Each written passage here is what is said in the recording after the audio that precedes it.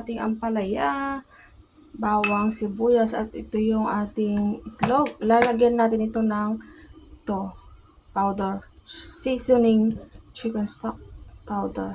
Ayan. Ayan, igigisa na natin yung ating bawang at sibuyas.